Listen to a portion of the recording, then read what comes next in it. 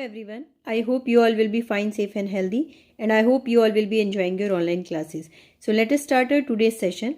As before starting the today's session, I just want to remind you, as in the Zoom session I have completed the relationship between Kp and Kc. So we are coming on the next part, that is of application of equilibrium. Okay, now we will, after the application of equilibrium, we will study about the pH values of acids and bases and for the different type of salts. So you see here the application of equilibrium. The first application is predicting the extent of a reaction. So you see here what I have written. As we know that Kp and Kc is directly proportional to the concentration of product and the inversely proportional to the reactant. So that statement I have written in this way.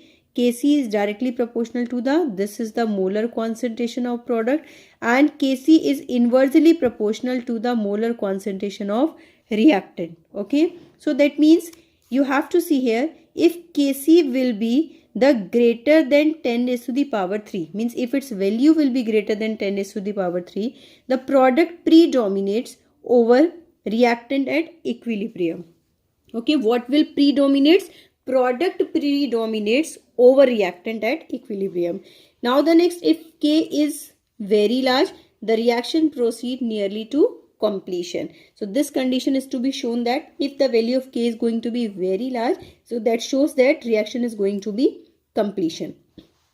Next it is to be of, if Kc will be the lesser than 10 raised to the power 3, now predominates over reactant of equilibrium. Now in that case, reactant predominates over the product and the K is very small, the reaction proceeds to very small extent or the rarely. Okay, so you see here, if K is in the range of 10 raised to the power minus 3 to 10 raised to the power 3, appreciable concentration of both reactant and the products are present. Okay, so that I have written here.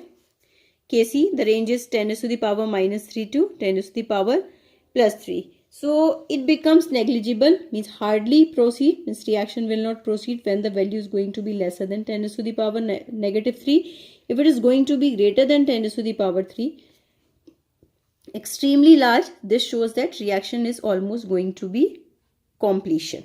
Okay, now next is to be predicting the direction of the reaction. So here we have to understand in which direction the reaction will move. So for this we have to take a help of Qc. Qc is the reaction quotient.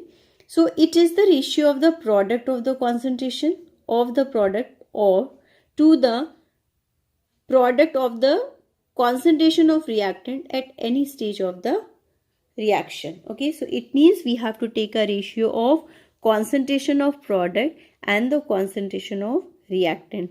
So this will be the Qc, and the few statement I have written here related to the Qc. You can see, if the value, if we will solve during numerical problem, if the value of Qc that is coming greater than Kc, this shows that reaction will move in the reverse direction. Okay, if Qc will be the lesser than Kc, then the reaction always move in the forward direction.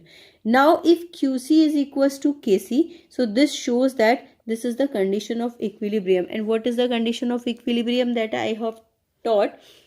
When the rate of forward reaction gets equal to the rate of backward reaction. So you can see Qc, Kc, no reaction takes place. That means this is the condition of equilibrium.